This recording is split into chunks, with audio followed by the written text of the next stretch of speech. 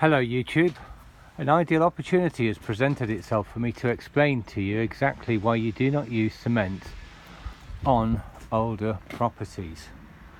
Right, so here's one, nice grade 2 listed building next to another period property.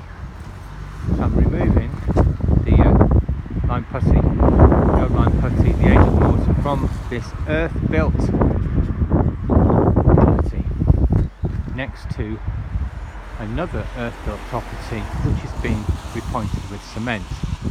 Now you can see here I've removed the mortar to reveal the earth mortar.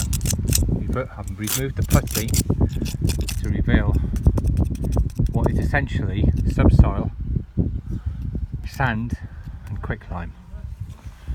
And here you can see that there's subsoil, an earth-built property.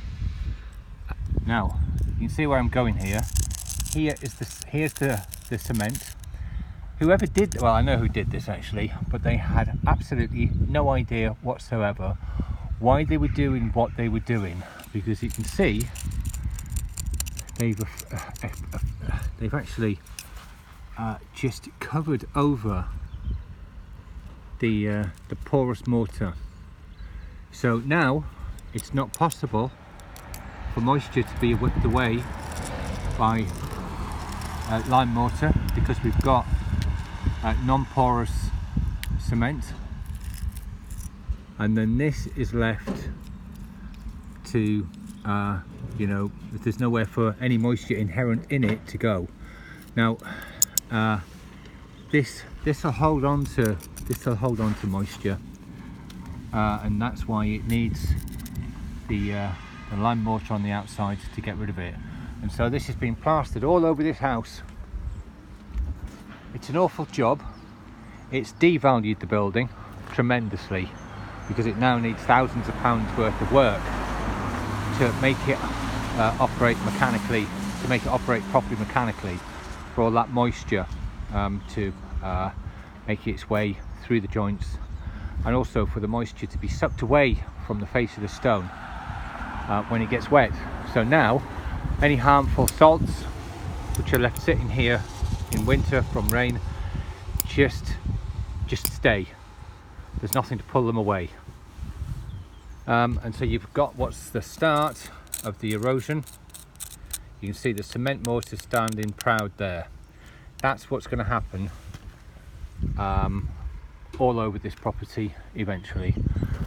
And also you've got the thermal movement. The stone is going to move at a different rate thermally to the cement, which means it's going to crack.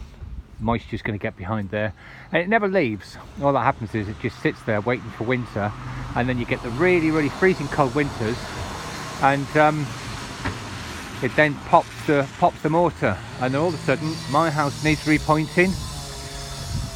Who do we get? Well, we get the builders, and they come along and say, oh yeah, you need a good strong cement in there. Yeah, we'll sort that out for you.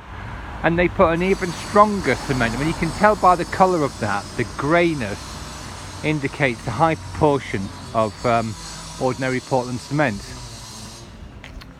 In direct contrast, you have aged lime putty, past its sell-by date, but you'd actually be better off with this in your wall than cement. But it doesn't look very nice, and there are bits missing.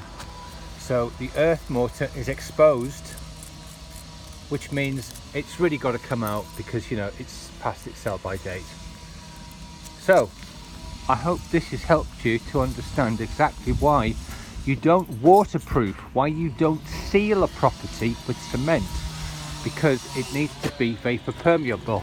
Once more, right, there's your common earth mortar, there's your cement. You can push it away, it's that easy. Right, but it's not doing the house any favours whatsoever. Lovely, soft, friable earth mortar. You can see why you need lime pointing over this, because if you don't have it, this will get washed out. Lime, on the other hand, this is the original pointing. And there's some up there that I'm doing, which is drying out. All right, thank you very much for your time.